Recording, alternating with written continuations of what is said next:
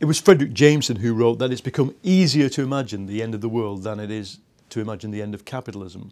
And that was a phrase that struck me when I started to try and join the dots between the revolts that started in late 2008, 2009. What just dawned on me was that the Jameson thing had become nullified by those events. We remember that it was attributed to Karl Rove, the Bush aide. We create reality, and you, in the reality-based community, everybody else can go on studying it. While you're studying it, we recreate it anew.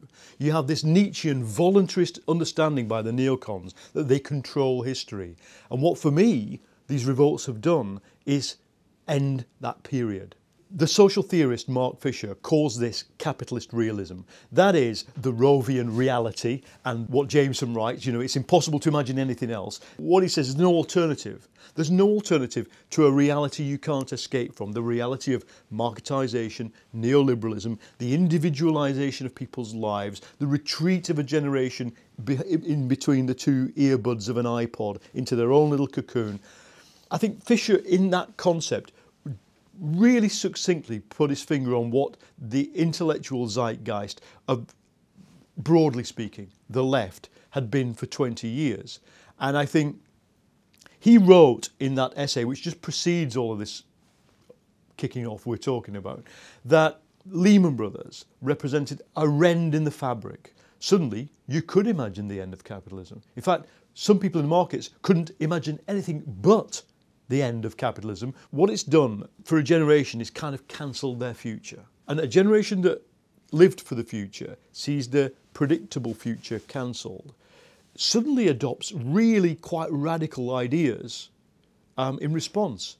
I mean, I reported on the student riots and the student left who'd organised those occupations, and you repeatedly found people who said, I was a Lib Dem in the May 2010 election, now I am a black bloc anarchist. When you interview some of the student protesters, but it's also true of some of the Occupy protesters later, they're very clear that not only don't they want a set of demands or a programme as the old left did, but they are quite resistant to a coherent ideology. In fact, I did ask one woman who I interviewed, have you read all these books that are strewn along the floor of the occupation? Tony Negri, Multitude, or Foucault. They're very keen on Foucault. She said, no, I don't read old stuff. A lot of people now, at the bleeding edge of consumption of social media, will tell you that they only consume social media. They consume bite-sized bits of news. I myself do it. In trying to follow the Arab Spring, for the most part remotely, I follow key activists and journalists. And what you do find is that you are about 14 hours ahead of the mainstream media on almost every event. I can understand, actually, why this generation, or some of the more active parts of it, tries to effectively consume news reportage and facts undigested even by any kind of media. They want straight person-to-person, peer-to-peer reporting. I don't claim that's the end of all other forms of information giving and gathering, but it is remarkable how much you can learn about the protests, and when you're in the protests, how many other people are doing exactly that, peer-to-peer, through the social media. Network theory has taken a long time to finally have its day in politics.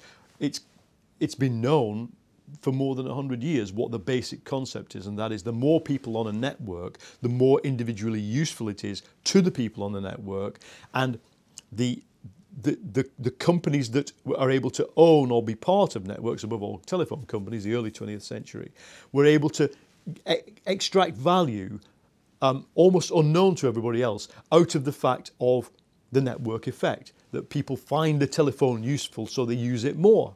Now, what I think we've discovered in the late 20th century, and certainly the pioneers of the internet understood this, what the mass users of the social media are discovering practically, is that this third thing doesn't always have to be profit. It can be what one writer has called a sort of free dose of personal well-being. If I tweet and you retweet, that's two concrete actions, but there is something in it. There is a social interaction, whether it's about politics or whatever, dating. There's a buzz about it. Social media gives you this free hit of goodwill, social media in a revolution gives you a free hit of extra knowledge and a momentum or a dismomentum. That's not an English word. What is it? You can sense when the time comes to break the swarm away and stop attacking. Or you can sense the moment very easily when consensus is over. To the 20th century theorist of social order or sociologist, this is a terrible weakness, that they are mercurial. Actually, what I write in the book is that this ability to swarm and then break the swarm is one of the crucial things about non-hierarchical protest that leaves the hierarchies really struggling to cope with them. Anybody who reads my book has just got, even if they don't like protests and even if they think that, you know, I'm glorifying them, which I'm not, by the way, I'm just trying to understand them. The one usefulness of understanding this is that the mind space this movement has among its opponents is pretty huge. I mean, even now, as we speak, the Financial Times is running on its masthead the words "crisis of capitalism." And that is not going away in 2012.